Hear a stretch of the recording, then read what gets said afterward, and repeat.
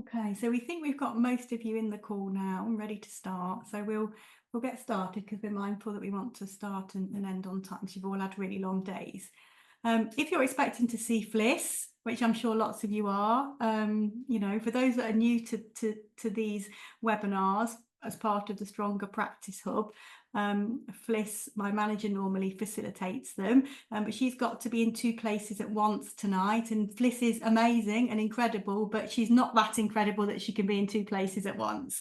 But I'm Holly and I work here at Pen Green. I've been here for about 3 years, and I lead our ITT programme. But I'm really excited to be able to be part of the webinar. I have actually attended some of the webinars already, just like you guys, to learn. But tonight it's really exciting because we've got Karen, who's next to me, who's going to do your session on the changing landscapes of speech and language development. It's such an important aspect of all of our practice. And the testament to how many people are on the call of how important it is to all of you. So Karen is amazing, an amazing passionate advocate for early years speech and language, and often comes to talk to some of my ITT trainees, and they absolutely are blown away and they love it. So you're in for a right treat tonight. A couple of housekeeping things is Karen is happy for you guys to either pop questions in the chat as they come into your head, and we may get to look at them sporadically, but if not, we'll look at them at the end. But by all means, this is a dialogue and a discussion, so feel free, if you're brave enough and you want to contribute in any way, to just come off mute and contribute. But there's two options. Obviously you can pop questions in the chat, or you can just be brave enough to come off mute. We'll probably be about an hour, and then we will take any questions that you've got and any feedback or just general comments from the session.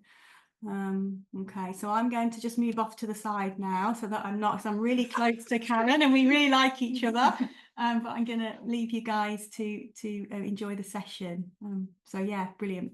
There you go. Thank you, Holly. I'm going to wheel up a little bit closer then. Thank you everybody for coming on the webinar. Like Holly, I've been on some of the webinars as well, the Stronger Practice Hub webinars, and they've been really, really brilliant. So I'm hoping that mine will also be good, because you do set yourself up with a little bit of pressure once you've started to look at everybody else's webinars.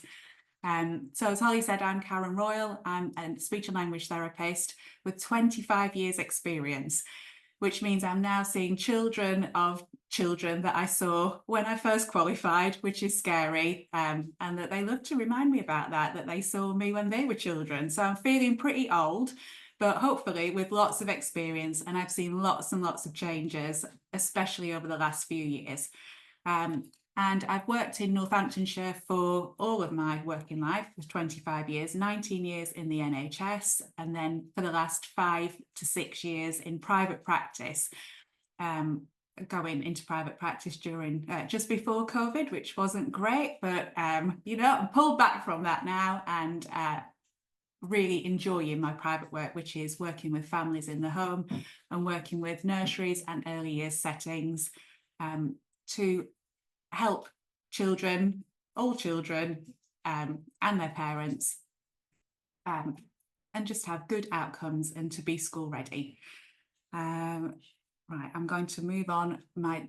Everybody who knows me knows that I have some tech blocks, but I can push this button and make it move on, so that's fine. So we've got a couple of themes for the webinar, which I'm just going to run through, and I'll keep to this. But as Holly said, I want it to be really interactive and dynamic. I don't want to just feel like I'm talking at you for the next hour. So if anything comes up or you've got a contribution to make, then let me know, because it just makes it loads more interesting. So we will talk about the current picture, look at the effects of the pandemic, think about the first 1,000 days of a child's development. We'll think about what life is like today for new parents and the pressures of modern life, and the rising complex communication needs and what we can do to help parents and children, because that's what we all want to do. Okay, so the current picture. Over the last 2 years, I've been doing a lot of work in preschools and nurseries using CENIF funding or CENIF Plus funding. It might be called inclusion funding where you work. and also with EHCP funding. So the CENIF and CENIF Plus funding has come about really as a result of what we would call COVID catch-up money, especially the CENIF Plus. So those low-level underlying concerns where children may go on to have some additional needs, the CENIF was there to help those children to catch up. And again, the Stronger Practice Hub worked the same thing, that it should have been there to fill this gap that children might have experienced during the pandemic to get them ready for school, and these projects were coming to an end. We know that actually that's not translated into real life, because those children haven't caught up, and that wasn't a blip. What we're seeing now is that children have ongoing speech and language needs and other developmental needs which have not really decreased. We've found an increase in some of these needs. So the Stronger Practice Hub work has been extended to March, and I'm still getting sort of CENIF inquiries. So I'm guessing that that's still carrying on too. As we know, some children have been more affected by the pandemic than others. Some children have been able to catch up, not all of them. And we'll talk a little bit about that as we carry on through the webinar. Okay, so we know at the moment there's 1.9 million children that are behind with their talking and understanding, in comparison to 1.7 million in 2022. So it's increasing rather than decreasing. This information is from Speech and Language UK. When we think about speech and language development, we think about understanding, we think about talking, we think about speech sounds, but actually what we're seeing is that children seem more complex generally. So when I'm doing my nursery work, other issues are presenting. You know, children have got a limited attention span, they have poor self-help skills, their well-being is low, they might have selective mutism, they might show characteristics of autism.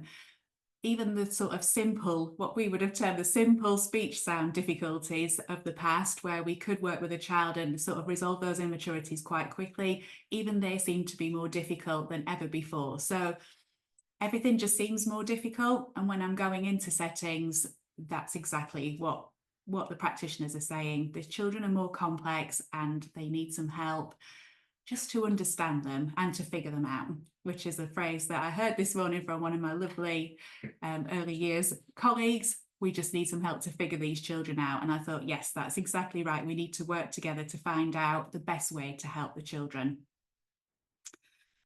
Okay. So as you know, it's hard to get the help that you need now. Waiting lists are really long. Speech and language therapy in Northamptonshire, that's taken 12 months to 15 months. Children are seen for their initial assessment, and then they have to go on a waiting list again for therapy intervention. When I've been speaking to my speech and language colleagues in the NHS, they're telling me that they are having to start from scratch with parents to talk about interaction and play skills and how to support their interactions, their communications, how to play with them and how to encourage that attention. They described it as starting back at the basics, which made me feel really sad, because this is a specialist service. And if those children have waited that long for an appointment and then they're going in and the therapists are having to do that sort of groundwork stuff, that doesn't feel to me like specialist intervention. That feels to me like something needs to be done much sooner than that to help parents. Otherwise, they're not getting the best value out of that appointment when they actually get there. So I felt a bit sad about that, and that's made me reflect on this in the webinar and the sort of information that we're going to talk about tonight and how we can help families at a much earlier stage. As you know, it's very difficult to raise your concerns with parents. These children are complex when you meet them, and you wonder whether they just need a little bit of time in setting to improve, or whether they're going to have long-term speech and language needs or special educational needs. It's really difficult to gauge when is the best time to raise that concern, and obviously raise parents' anxieties alongside that.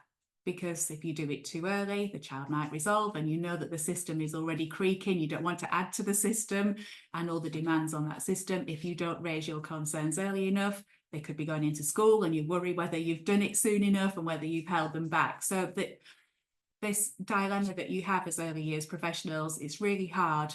Obviously, when you've raised your concerns with the parents, to then say that there's a wait and then the parents will come to you. What are you doing in the meantime? What are you doing to support them? Why is there such a long wait? You carry that parent's anxiety with you as well, which can be really challenging.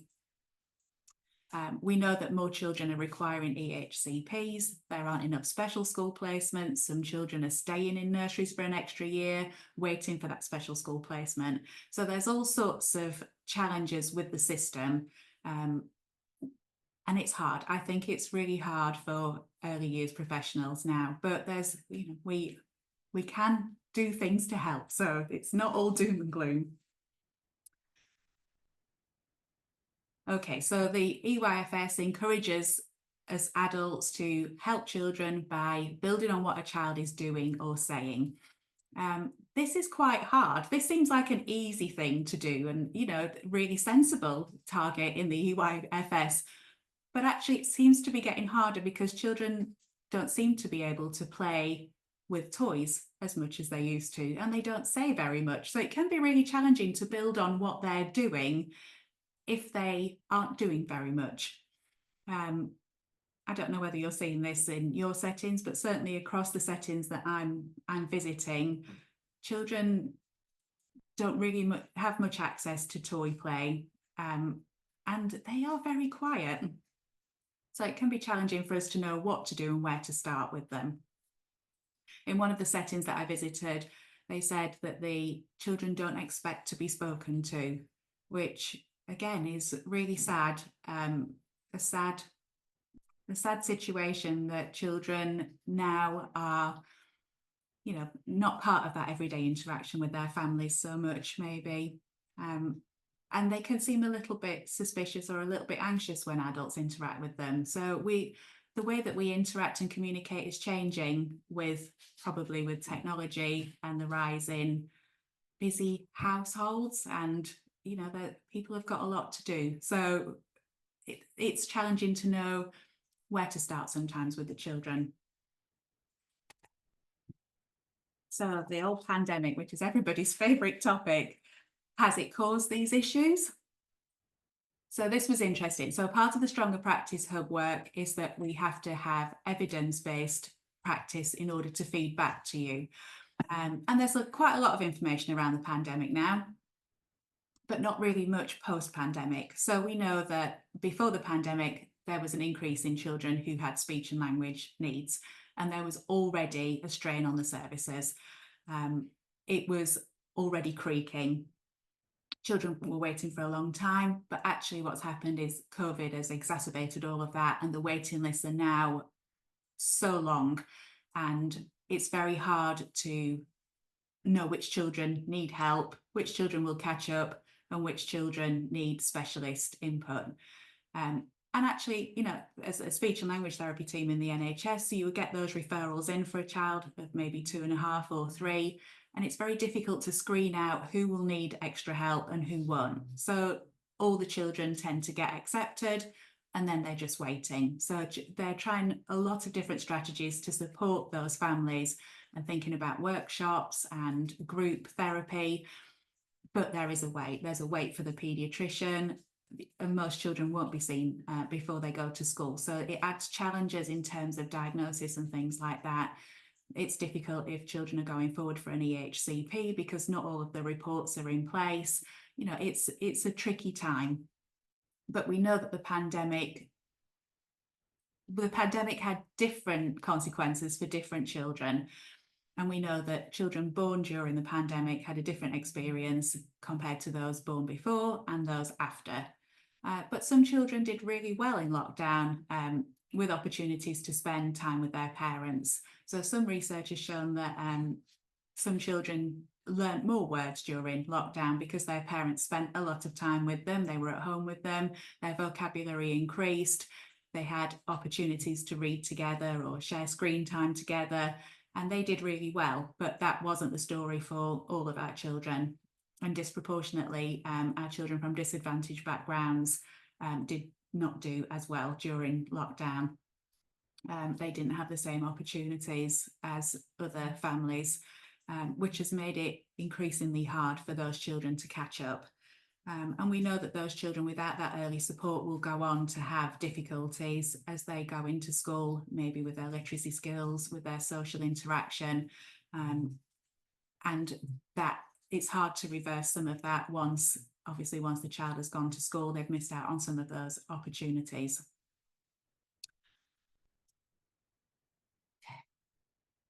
So I have written a blog about the first 1,000 days. I'm not sure it's out yet. Tomorrow, it's coming out tomorrow, which we'll talk about this. This is really fascinating. The first 1,000 days of life for a baby. So not the first 3 years of their life once they're born, but the time just before they're born, all the way up to the age of 2 years, which is absolutely crucial for their speech and language development and all of their other development, obviously, but we're focusing on speech and language development. What was really interesting during COVID is that they did some research on pregnant mums between the ages of 20 to 25 weeks gestation. And they found that they carried a stress hormone. When they did a blood test, there was a stress hormone, which was inflammation in the bloodstream.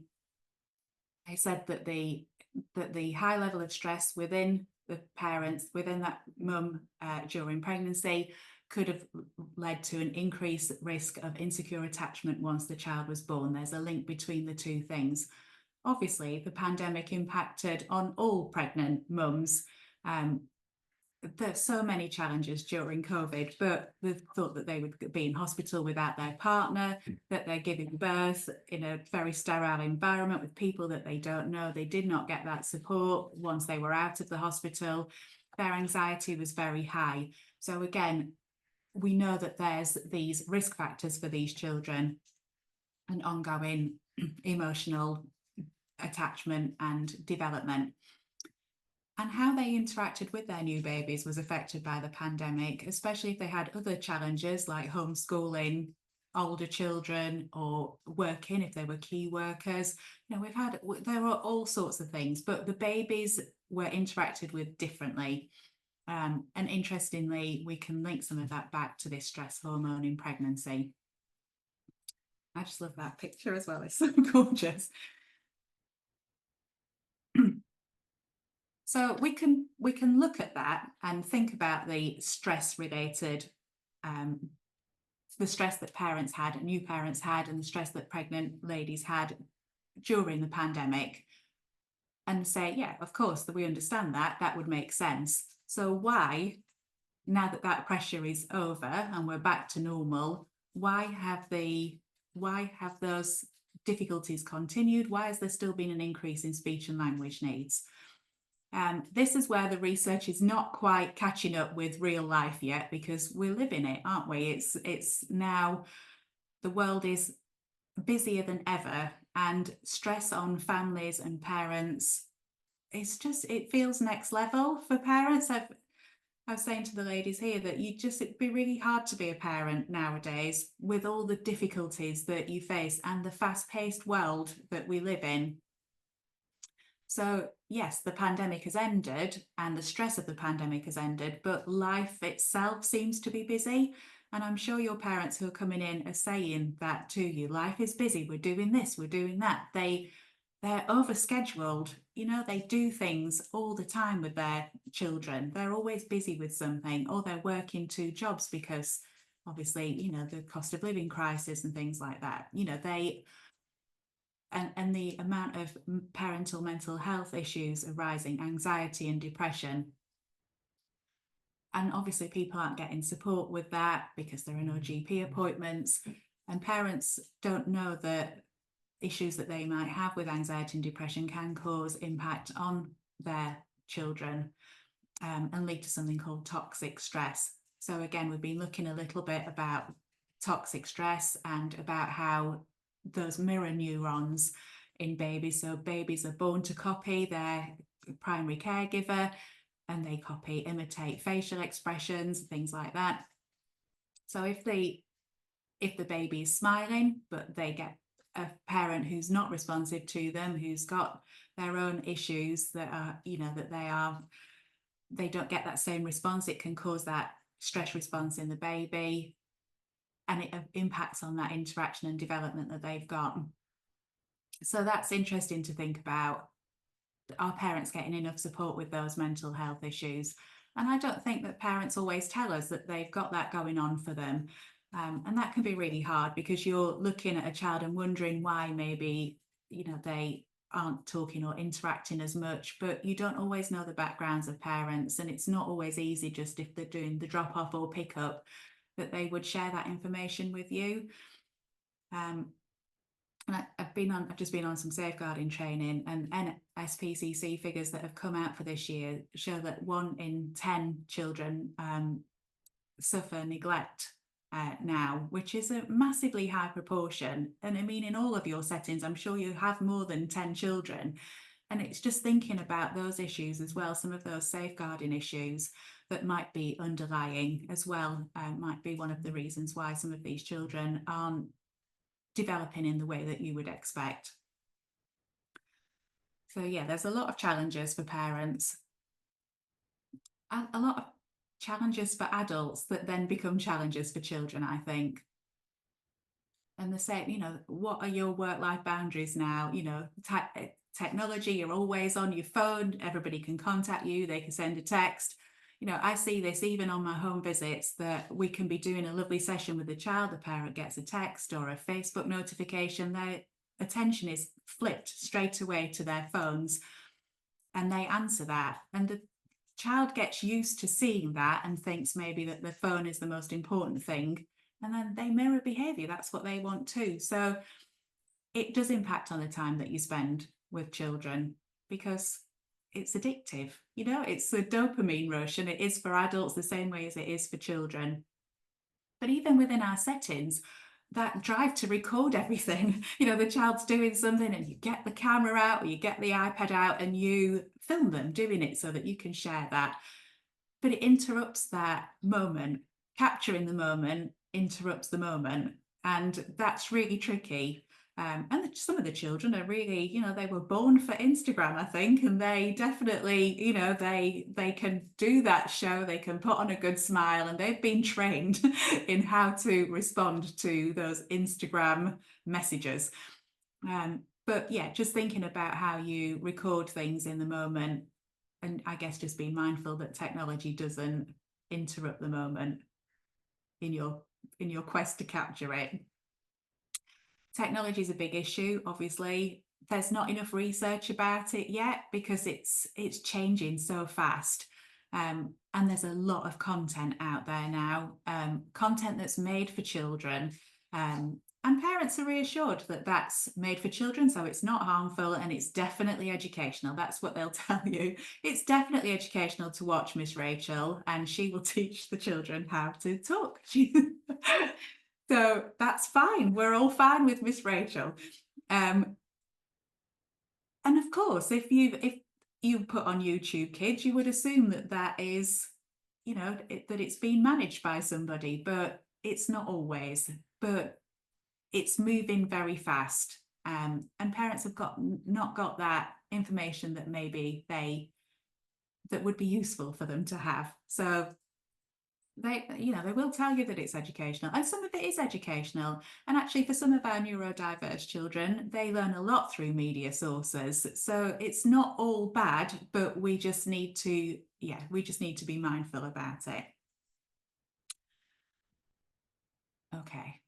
So the information that we have got about technology and tablets, so what the information during COVID showed us is that children did have increased access to technology and screen time, because parents didn't really have a choice. They had to homeschool the older children, they had to put their baby in front of the telly. But actually, some children, where their parents sat with them to talk about the programme and the content, they did quite well, and they learned new vocabulary. That didn't do any harm. I think what's happened now is that there is unrestricted access to technology, and a lot of young children have got their own phones, and they've got their own tablets. and they can just use it whenever they want. And obviously the thing about technology use is that it's addictive because you get a dopamine rush. So if you're denied that, then you might kick off. Hopefully not as adults, but the children might kick off because they want it. It's addictive, isn't it? So they might want to have the tablet back or the phone, and they might cause a little bit of a scene in Asda. And then what do? Quickly give them the phone back so that they're happy again. Nobody wants their child to be distressed. And they think, well, perhaps they're learning about things wherever they're on there, so it's fine. But this information that's coming out is showing that children who have a lot of screen time have difficulties with joint attention and joint referencing. So this is one of our vital skills in speech and language development. Joint attention is a skill that develops very early on, and it's one of those markers for sort of social communication difficulties, which I think is why sometimes it's difficult to tell whether the child has got a social communication difficulty or whether they will whether they're showing characteristics of autism, or just whether they need more practice at this joint attention. So in the very early stages of development, if you're pushing your child in the pushchair, they might look at something, point to it, and then they would look at you, and then they would look back at the object. So this is called shared referencing or joint attention. They're saying, I've seen something here, and you can name that for me.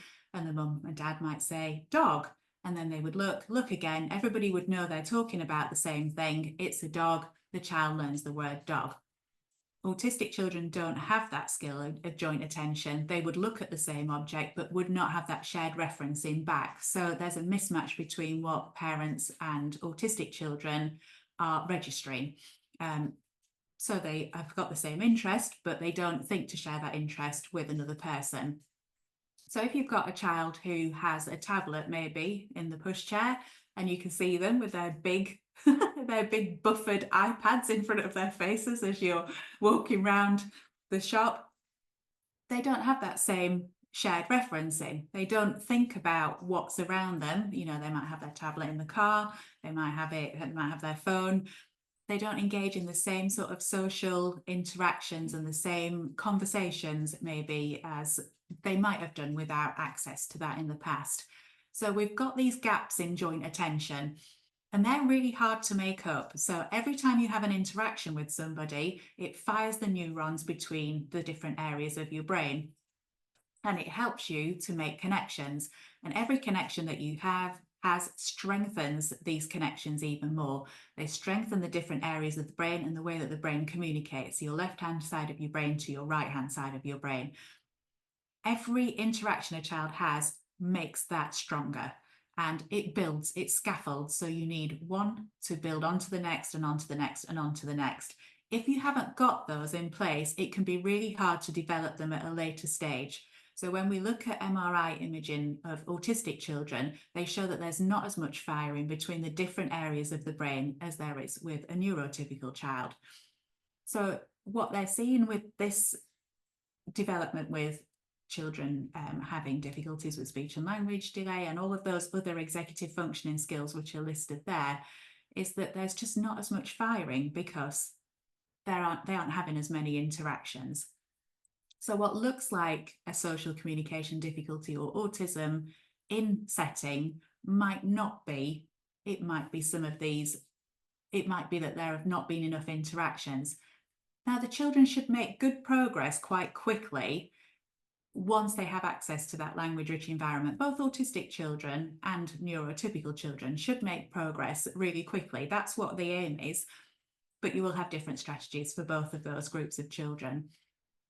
But it's when you're sort of questioning that at the beginning and thinking, okay, this child has got some characteristics of autism, but I'm just not sure. And I think a lot of our children are falling into this now. It's really tricky. So, we're always trying to sort of get our heads around what's going on with these children, and it's not always easy to work them out. But if you think back to COVID times when they didn't have as many social interactions, the interactions that they did have with family members, but not with wider society, You know, they weren't seeing grandparents, they weren't visiting the shops, they weren't going to the park, and every interaction they had was a person wearing a mask. You would think that we would get over that now and that it would be resolving because everything's gone back to normal, but it hasn't. So this is sort of work in progress. This is somebody's dissertation or PhD, I think, because this is real life sort of happening in the moment research. And I'm hoping that it resonates with what you're seeing too.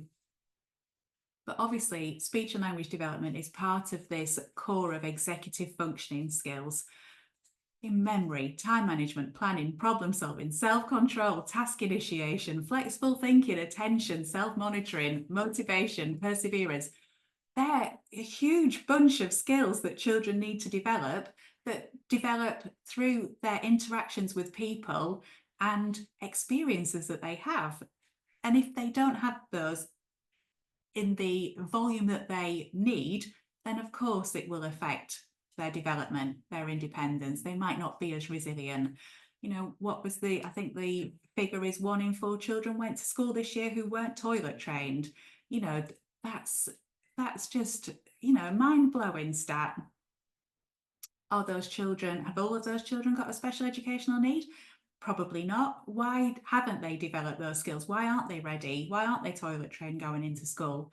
These are the questions that we need to sort of ask. Okay. So yes, there's been a rise in autism, and probably linked to more awareness and early identification. So as more and more people are diagnosed with autism, well, first of all, there are more people who are able to diagnose, so more people are trained to make a diagnosis, so that increases the diagnoses that are made. But also, more people are aware of it in general society. Older people are having a diagnosis now, and they're telling us about their strengths and their challenges in learning, which helps us to redefine the boundaries of autism and what might be autism and might not be autism. So in the past, we had an Asperger's label, which we no longer have. Everything gets put under the umbrella autism. But people with Asperger's maybe did not need as much support during their education. So they weren't, you know, they were not classified as autistic. More girls have been diagnosed with autism, and that presents differently. So there's definitely a rise, and that's linked to genetics. So it runs in families a lot, but not always. And also there can be some environmental factors. So it's the influence between the genes and the environment. So there's a lot of research going on around like air pollution and pesticides and things like that, as well as complications in pregnancy and things like that. So I've got a whole other webinar on that, so I'll not go into that too much. In the early years, it's really hard to tell. It's hard to tell if a child, sometimes it's really, you know, the child has what we would call classic characteristics of autism, but the boundaries are getting harder to spot, I think, now. And it can be really too early to tell sometimes. Again, we'll think back to that first 1,000 days of development and the link to stress and attachment and the influence this has on the baby's brain and how they're learning about interaction. So we need to go back and think a little bit about that too. And think again about every interaction a child has fires these neurons between different areas of the brain. This is the same for autistic children and neurotypical children. So again, there are things that we can do to help children, which we're going to go on to. Just checking that I've not missed any of that. Okay, yeah, so an interesting thing about the technology as well is that this, what we call serve and return interaction in speech and language therapy. So we need children to have, we need a balance of interactions between an adult and the child. So what we call serve and return. We want the child to serve as well as return. But what we often find with children who are not talking a lot is that adults do a lot of the serving. So they might ask a question, or they might make a comment, or they might narrate play, and the child doesn't come back with anything. So the adult fills in the gap and does another serve. And this serve and return interaction can be quite unbalanced and mismatched.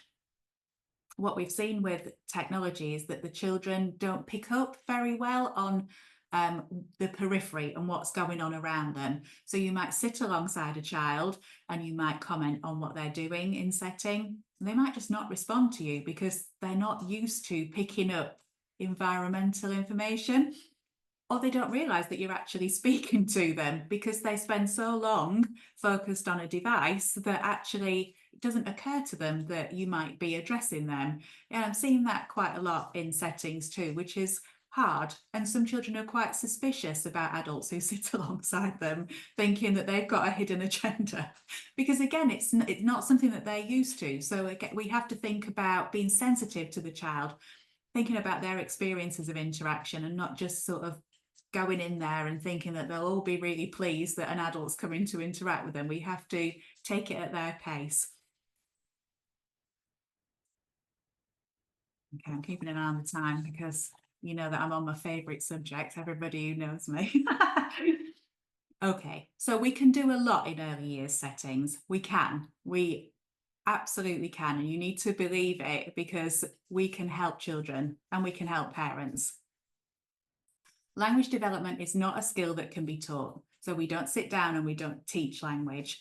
Language is built through connections and interactions and sharing experiences. There's no rule book for it. We're not building up, but we're not saying they've got to have good attention first and then they'll develop good understanding of language, then they'll develop expressive language skills. It's not like that. It's about the quality of the interactions that they have with the adults around them that are key to development. And when you've got that right, when you have that moment with a child where you think, oh yes, we had this moment and it felt brilliant and it feels so powerful, then everything else, then they're learning. You know, you've got it. You think, oh, we've had a moment, and there's that release of oxytocin, which is so good for the child. They feel good and you feel good. That's the dopamine hit that we need rather than the technology. So if you've watched Ben's webinar, which is absolutely brilliant, he talks about all of, you know, these sort of legal drugs that the children should be on, you know, that they have this release of dopamine because it feels good to interact with somebody. It absolutely does. This is what we need, these serve and return interactions. And when you see it, it's brilliant. It makes you smile, which is what I've got here. Do I just press this, Becky? So you've got some... Yes, technology assistance incoming. Yes, okay. Did you understand it though? No. Okay. All right. Come on. Oh, not this one. This one's the grand finale of this one. Yeah, that's the last one. That's what I was wondering. I don't know what they're gonna do next season because they did some stuff this time. Exactly what I was thinking. That's fine, Becky. And the next one. Well, every time I say to you, it's time for bed, you kick off. You said you was going to be good for me. Bye-bye. So, shall we go to bed?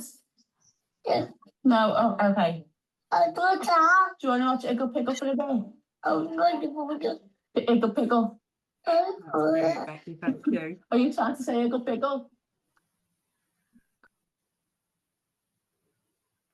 I've actually watched both of them before. I know, they're brilliant, aren't they? Yeah. And they make you smile, don't they? Yeah, well, there's loads of interaction there, and they're also having a nice time. There's loads of smiling. There's a real positive. I love it. I absolutely love it. I just think, oh, it's amazing. And it's not hard. It's enjoyable. And yeah, they're having a good time. Yeah. And that child can imitate a Scouse accent, which is just unbelievable, isn't it? That just shows the power of imitation, doesn't it? Well, the more and more you watch it, because I think I've seen it to the end, it's almost like, yeah, he's imitating exactly what the mum's, if it's the mum, his mum's saying, the way she's saying it. And he's also like starting off a conversation as well, which is really nice. It's exactly this serve and return, isn't it? The child's not got any clear words, but there's that interaction. So turn taking starts there. And Yeah. so many people think turn taking is playing a game and the adult takes a turn, the baby takes it, the child takes a turn. It starts so much earlier than that with these interactions. The behaviour a little bit as well. It's just amazing. So none of those babies are talking yet, but they are talking, aren't they? They're having a conversation, and what they say is valid. And I think it's those feel-good hormones again, isn't it? That what the baby said is valid, and then the parent's like, oh yeah, I acknowledge what you're saying, and then I'll come back with something, and it feels easy. So interaction should always feel easy. It should feel, if you're sitting there with a child and you're asking a question and you get nothing back, and then you ask another question and you get nothing back, and then the child gets up and walks away, and something has gone wrong. Something's gone wrong. It's better to sit with them in absolute silence and wait for that initiation. There's a lot of me just sitting, sort of mirroring their behaviour with the play. I'm not saying anything, and then that's when I know that sometimes you get that interaction when it's just a hand. They just know that I'm there. There's been a lot of that at the minute, which has been really nice. That's what we need. We need to start back at those early stages of development and acknowledging that any communication is valid. So we're not demanding speech. We're not waiting for the child to answer a question. What conversation and interaction is tricky for a lot of children now. So how do we make it as easy as possible? And it's about saying, yeah, I know that hand, you've taken my hand, you want something, you want an interaction with me. It feels that you can respond, but I think we get so worried about the talking bit that we forget about the interaction bit. And this is for all of our children, so not just our children with social communication difficulties, but children who have severe speech sound difficulties and they can't make their needs known. Everybody needs extra time. The one thing we've not got in life now is enough time, and children take 18 years to develop into adults, and even then it's 24 years, I think, until the frontal lobe's fully formed. So why are we thinking that children will be fully formed by the time they get to school and ready to sit down and learn? They're not. They're always going to be learning, aren't they? We're all learning all the time. You're coming on a webinar and you're trying to learn something new. We've got a passion for this and we want to learn. The children that I'm meeting, the families that I'm meeting, the settings that I'm meeting, they're teaching me something new. The children are always teaching me something new, and you've got to be open to learning. And that the way that children are learning and developing is changing, whether that's COVID or whether it's just life in general now, and we need to change the way that we teach them in order to help them to learn. There's not enough information about that yet on the national curriculum. I think schools have got quite a lot of work to do to try and adapt what they're doing to meet the needs of the children that we are seeing in our early years setting. We had a conversation this morning in a nursery that I was in about how we used to do phonics work, getting the children ready with their letters and sounds, ready for school. That doesn't really happen anymore. We're glad if they could sit down and listen to a song or a story. It's a win. Yeah. As we've adapted to our early years children, we've still sent them into school and they've still got quite high expectations, and it feels sometimes that there's a bit of a mismatch and a bit of pressure to get them where they need to be. But the children aren't sort of traditionally school ready now, but the schools need to be children ready, I think. And that's hard because teachers have got huge pressure. But ultimately this serve and return is where we can start. If we think about those early connections in the brain, different areas of the brain that communicate with each other, and how every interaction fires those neurons and layers up, then this is what we need to get back to, especially for those children that you just find hard to reach for some reason or another. But yeah, I think a lot of people have seen those videos, but I just love them. So how can we help parents? Because ultimately we have to help parents. We have to think about how hard it is for them nowadays. How hard is it to be a parent nowadays? My kids are grown up, thank goodness, But, you know, I remember watching CBeebies. That was what was on when my kids were little. And, you know, they repeat CBeebies every 4 hours. So you knew if you'd seen Postman Pat 3 times the same episode that you'd had a long day at home. That's not the case anymore. Children have got access to all sorts of different things that they can watch. You know, even the bottle, you can get baby bottles now with a phone holder on. So again, you know, if you're feeding your baby but you're watching your phone, you know, we're losing out on some of those very early interactions. Parents might not have any idea about the damage that that can do to their little one's interaction and communication because nobody's ever told them. You have so much knowledge and you have so much information about their child and about early development. You've got to share your knowledge with families and think about how that can be an integral part of the information that you hand out or that you discuss or that you offer to families, because there's not much support anymore from health services. You know, the groups aren't there like they used to be. You know, we can go back to Sure Start times when it was brilliant and we, you know, we had groups for families and we had health visitor support and we had really excellent nursery nurses who ran groups, and we had so many good resources, and we had libraries. It was fantastic. You know, all of those things have shown now, like 20 years down the line, to have had long-lasting impact on children and their development as they move into adulthood. Those things have gone. The groups have gone. Parents are getting information that they are looking for from the internet, which could be good and it might not be good. It depends on what they're looking at and what they're accessing. You know, they're looking at things like Instagram and everybody's lives are perfect. Everybody's doing something brilliant with their families and it all looks really fantastic. And that's not real life, but actually separating that from your own life can be tricky, especially if you've got anxiety and some other mental health issues. So what we really, really need to do is think about how we can support parents in settings, because it does feel like a big responsibility as early years workers, especially if a child comes in at 2.5 and they've not had access to anything before they started your setting. You know, they haven't been to groups, they don't have interaction with wider family members. You know, a lot of the families that I work with now, in the past, they might have had grandparents who were helping out. Well, grandparents are still working. They're not retiring now because they've still got a mortgage, and parents are working, both of them are working to pay the rent or buy the food. There's so many pressures on families. So, you know, you might be the only person that they speak to. How can we help them to feel part of their child's journey and part of their learning? You know, you raising concerns about a child, that's really devastating. You know, that's hard for parents to hear and it raises their anxiety. They might already have anxiety. How do you help them with that process? And how do you instill that confidence that you can help their child? We're not just waiting for other professionals to come in and give you the answers, because you know that they might go to their appointment, but it's probably just a one-off appointment. They're not going to give them what they need. The responsibility still comes down to you to help the child and their parents. So you have to have this open dialogue with them and you have to build that trust.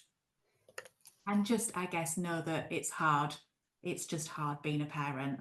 Well, it's just hard being a grown-up, isn't it? Never mind about the children that you're looking after. But we want parents to feel empowered and we want to work in partnership with them. Parents are the experts on their child and they can tell you about what their child likes to do. So sometimes we sit and scratch our heads and say, what's going on with this child? What's the key to unlocking them? How do we find out? But actually the parents will have a way in. You know, they'll be able to tell you, oh, well, he watches this on the telly. This is what he loves. He loves Bluey, you know, and you might think, oh, you know, but actually if there's a way in and the child's got an interest there, then go with that, you know, find that way in. You might find that the child really loves books, or that they've got a great relationship with their granddad and they go to the park. I don't know, but share that information. And videos are really good. As we know, parents are looking at a lot of content online, seeing their children doing something at nursery that they might not even know that they could do, helps them to feel empowered. So my SENIF work that I'm doing, I'm around the county, and not all parents can come in to the sessions because they're at work, but we're doing little bits of videoing just so, because obviously everybody learns differently. I might write a report. It might not be what everybody can access. Some parents really like written information. Some parents really like verbal information. Some people like video. Everybody's different. So we have to try and find the way that works for that family, that information can get to them, but they will also share information back. There's not loads of information that's good quality, but the Tiny Happy People website is fantastic. So if you've got parents that want some of that early advice and they're really keen, that will take you through from birth to 5. It's got loads of information, lots of really nice videos. It's really high quality. So definitely signpost them into that, because you know that that's good quality information that you can put out there. Okay. Keeping an eye on the time. Okay, so this is not just unique to our country. This is happening all over the world. There's a really nice project called the Omoma Project, which is in Slovakia, working with the Roma community. They have got, the Omoma is the word for a grandma figure in Slovakia. So this is a lady who's already had her family, and she would come out and work with parents for the first 2 years of their child's life. So the Roma community can be suspicious about outside professionals, but they accept the Omama because she's a person from within their community. So it's a very relaxed and very nurturing relationship. They've shown that children who receive this support from the Omama in the first 2 years of their life had no severe delays in their development. Now, this is fascinating to me, and there's, yeah, we need to think about this as a country, about how we help parents in these early first 2 years. We need a whole reshift on this. Becky, can you press play on the video for me, please? Yeah, just have a little look at this. This is fantastic.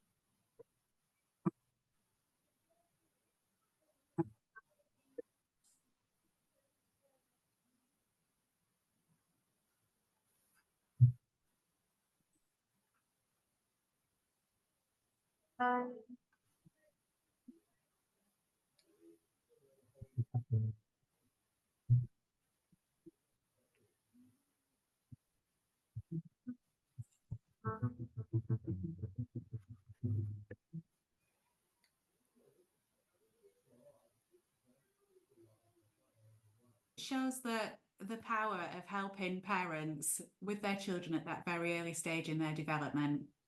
So these ladies went out once a week for the first 2 years of life, and they didn't have a lot of resources. They didn't have a lot of things to play with. They tried to use things that were within the child's home. And as you can see, the community, it was a really disadvantaged community, but they made huge gains in the child's life for the first 2 years. So much so that none of the children that were worked with went on to have a severe delay with their development.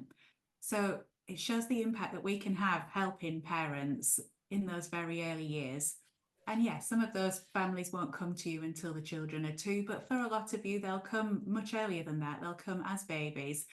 And we have to get parents on board and help them to understand the importance that they have in their child's development. Because a lot of the time, the parents might come to you and say, well, I heard it when I heard the program where they were talking about 1 in 4 children not being toilet trained. And a lot of parents do think that that's the responsibility of early years workers, that that's what nursery teachers are there for, to teach them. But we have to work together. Otherwise, we run the risk of children not having well-developed speech, language, communication skills, attention and listening, play skills, self-help skills, all of the things that they need to be school ready will not be in place.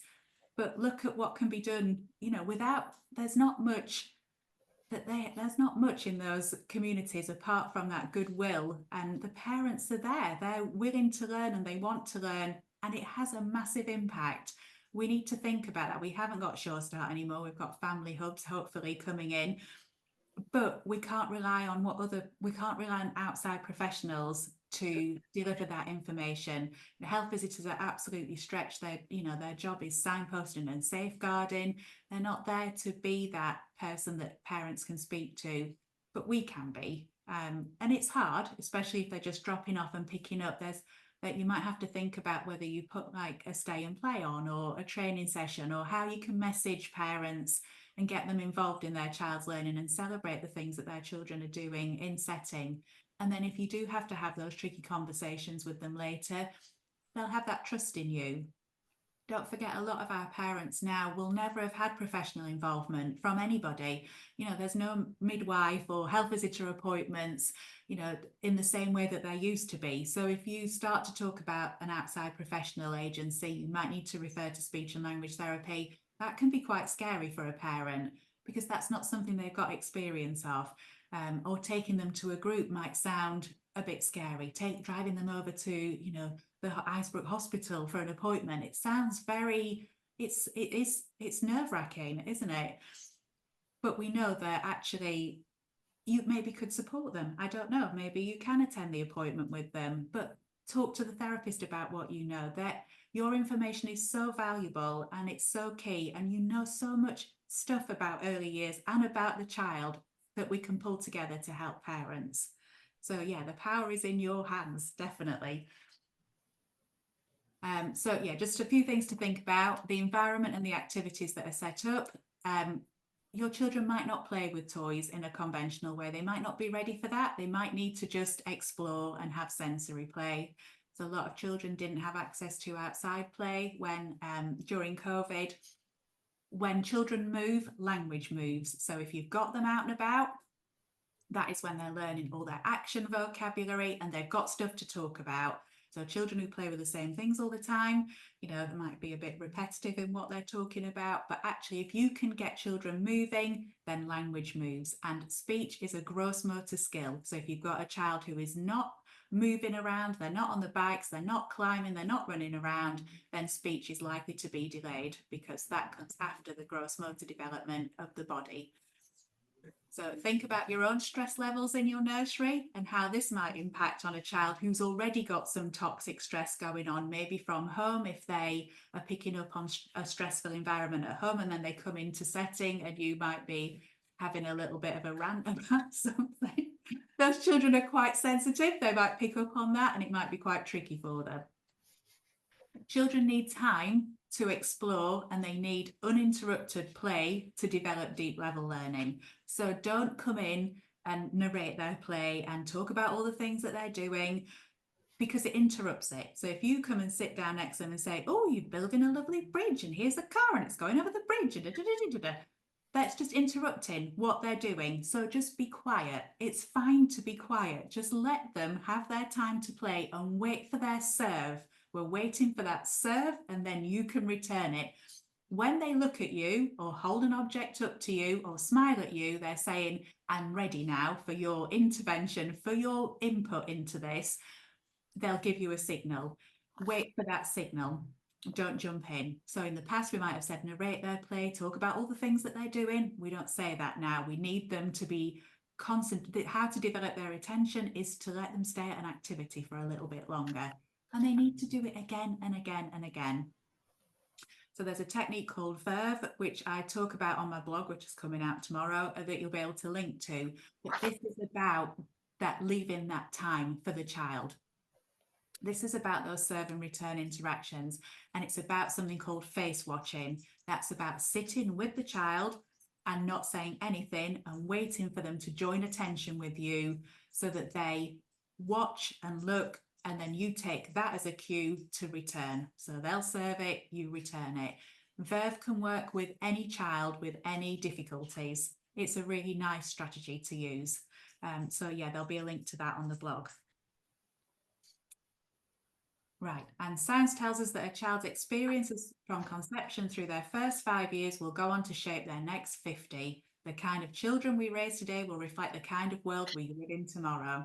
So it's not an indulgence to invest in these children. We need it to have a prosperous society, which obviously is obvious, isn't it? But are we investing enough in early years? Probably not. Well, I would say that because I'm completely focused on early years and I think there's never enough money in it. Right, okay, and you can book on some online consultations with me, which quite a few of you have done, and it's nice that you've come on it today and see me on the webinar. But yeah, there's some slots still left. If you want to talk to me about any children that you've got concerns about, you can. I think it's through the Stronger Practice Hub website. Okay, Becky's put it on the chat.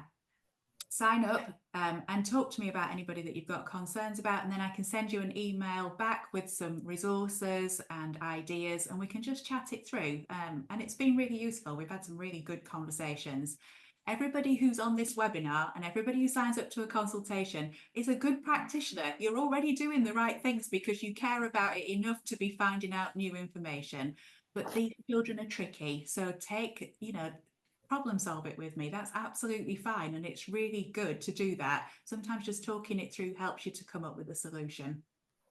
I think, oh yeah, there, look, any questions, want to contact me, there's all my information there. And Holly's coming back now to step in. Let me shuffle over. So yeah, any questions, anybody? Have I done it on time? Woohoo! No, I enjoyed it. It was really helpful. Good. I've got a lot of children at the minute that doing a lot of sort of the mirroring and the interactions, like you've said. I've even been doing the serve and waiting for the response. So it was really interesting actually to listen to all what you were saying. So I might look at doing some of the consultations so I can talk to you about some of them as well. Yeah, that'd be brilliant, Emma. Yeah, absolutely fine. Thank you. Yeah, and sometimes the slots is 45 minutes long. So in some settings, I've had somebody join for 10 minutes and then their colleagues have come in and then they've done 10 minutes. Somebody else has come in, which has been really been a good use of time. Yeah. Whatever. I'll speak to you and see what we can do with a few of our children. So yeah. Chloe has said that so many people view childcare as just looking after children without seeing how important it is. You're preaching to the converted there, Chloe. We're all nodding. Everyone's nodding on the call. I think there's a couple more questions. When should we start being worried about a child's speech and language? A few children 18 months aren't making any noises at all. Okay, so we probably need to check their hearing in the first instance. Can they hear? You can do a little bit of a test just with your resources that you've got in your setting. It could be that they're not really tuned into language. So as we've talked about, if they're a child that's had a lot of time on tech, they might not be aware of the world around them and having some of these joint attention issues. So they should be making some sounds. What we're seeing a lot is that children don't imitate as much as they used to do. So children obviously are born to copy, and these mirror neurons that we talked about, actually that imitation is very delayed. So in order to start imitating noises, then they start with imitating actions. So waving and pointing, and there's something called 16 actions by 16 months. Can you just... Are you going to send that? Good.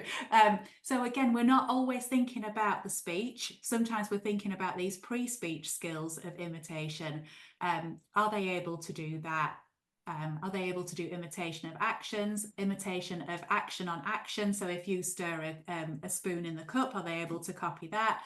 And then we get sort of those babble noises, and then we get something called symbolic noises. So animal noises, transport noises, body part noises, are they blowing raspberries and things like that. That all comes before actual words. So there's a bit of a breakdown there. So we can send a link to that. Yes, fantastic. So try and just backward chain it a little bit and see whether you've got any of that other stuff. Is that okay? Any other questions? No, there's nothing else in the chat. Excellent. Thanks so much, Karen. That's brilliant. Is it? I just feel like I just brilliant. And the technology, you managed the technology? No, I didn't manage the technology at all. Yeah. Don't listen to Holly on that. I didn't manage the technology. They managed that for me, but I did the talking bit, which is fine. Oh, thank you, everybody. It's amazing to have so many of you on here. We know it's late and everybody's, exhausted, I'm sure, from your day. So thank you so much. Bex will send out the information that we've talked about. And take Get care. in touch if you want to do a consultation. There's still some slots available, so make the most of that whilst it's free. Yeah, brilliant. Oh, thanks, everybody. Thank you. Bye. Thank you. Bye.